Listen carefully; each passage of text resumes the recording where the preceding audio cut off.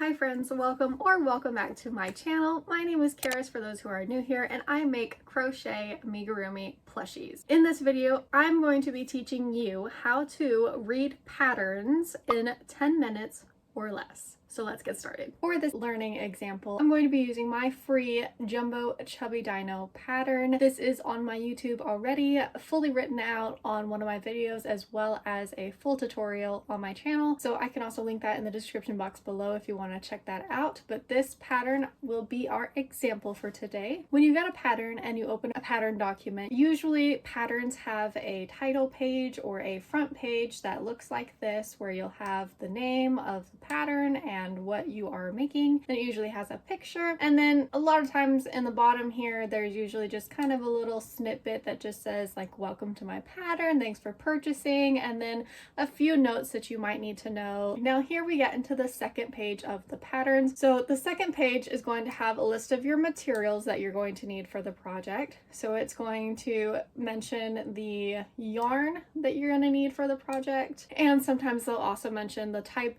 of yarn that they bought, the specific brand, in case you wanted to use that and replicate the pattern exactly. Then it'll also tell you what kind of hook they used on the project, if you need any safety eyes, and just other miscellaneous things like tapestry needles for sewing, and how much stuffing you might need for the project and other things like that. The pattern will also have an abbreviation section, and this is going to be your key when you are reading your pattern. So this will let you know what to expect when you're reading the pattern and what these little abbreviations mean in your pattern. So if you see this SC, you know that that means single crochet. And if you see this abbreviation, that means that you're increasing. If you see this one, that means you're decreasing. MR is usually a magic ring, and so on. A lot of times these right here do not change. These abbreviations are very universal. So if you see SC together, it's usually always going to be single crochet, and single crochet is usually always going to be abbreviated with an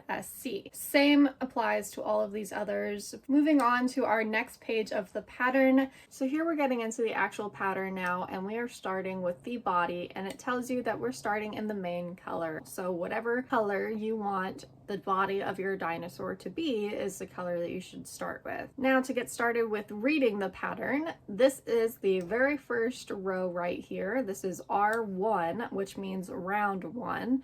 And if you've crocheted before, you know that rounds are the beginning and the end of one single row.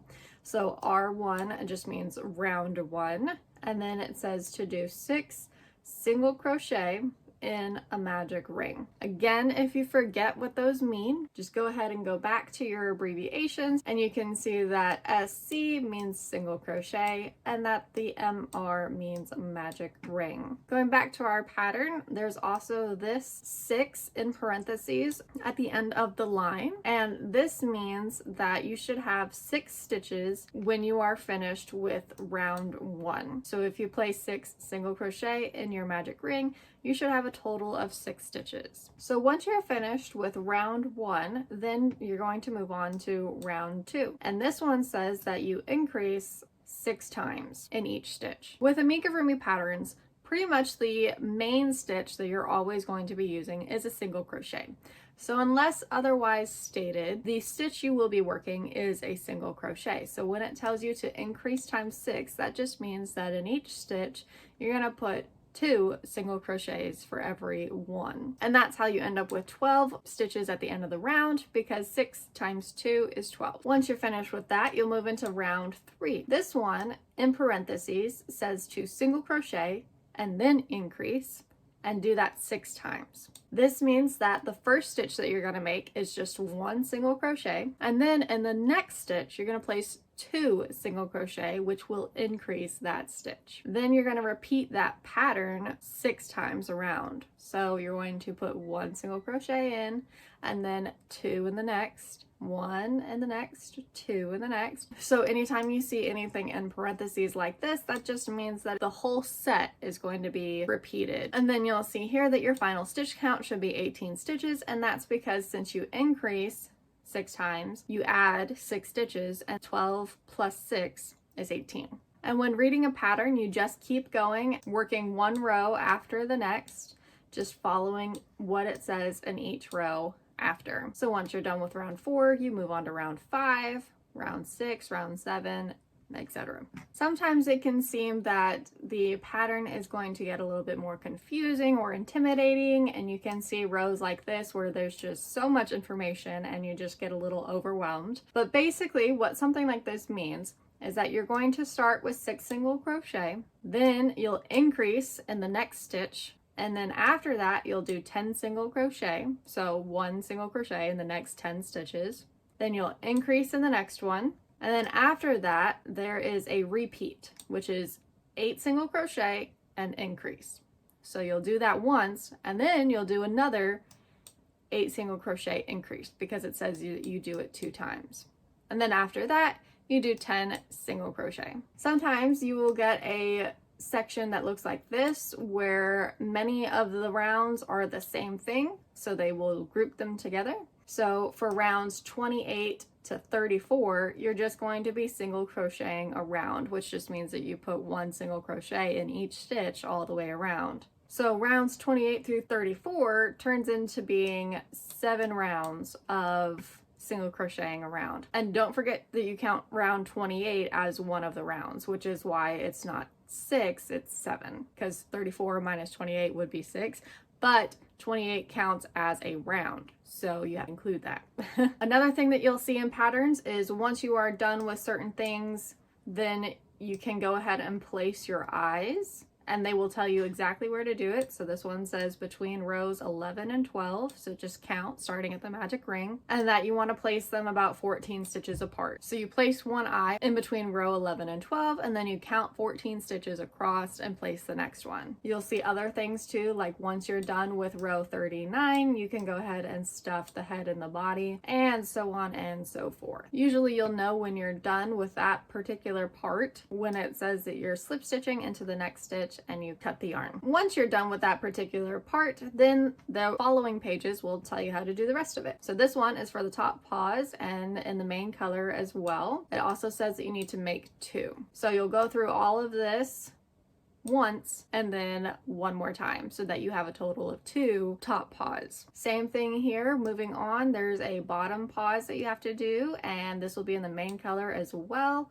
Again, make 2. So you'll go through all of this once and then one more time to make 2. Then you'll have the tail, it says, in the main color. This one you only make 1 because there's nothing stating otherwise. So then just go through all of these rounds, and at the end you should have a tail. After that it says we need to make some spikes, but this one is telling you that we're using our second color. So if you're using a different color that you want for the dino spikes, then that's the one that you'll want to be using. So first we're going to be making 3 big spikes. So you'll go through all of this a total of 3 times, and then we'll have 1 small spike. So just go through all of this once. Once you're finished with all the parts, and if there are multiple parts that need to be sewn on or placed in a certain position on the project, then there's going to be an assembly section. And this is going to tell you exactly where you should be placing your parts, and sometimes we'll recommend the order in which you should place them. So all of these are just going to be instructions for everything that you just made in the previous rounds. And once you are done and finished with your item, usually there's just a little congratulations on your project, and then there's usually something that says like tag me on Instagram, all this other stuff for the pattern creator. Again, I just kind of worked this pattern up pretty quickly to give you something to demonstrate what a pattern would look like. There are a few things that are a little different here that will most likely be in a pattern that you are reading, and that is once you are finished with things like the top paws, there's usually going to be an area over here that's gonna have a picture of what those top paws should look like. Same thing with right here, there should be a picture of what the bottom paws are gonna look like. There should be a picture here of what the tail is going to look like, and so on and so forth. So that is how to read a pattern. If there are still some questions that you might have that I did not answer, or something that might have seemed a little bit confusing, definitely let me know in the comments below so that I can address that. And if I need to make another video, I will be more than happy to. Thank you guys so much for watching, and I will catch you guys in the next one. Bye for now.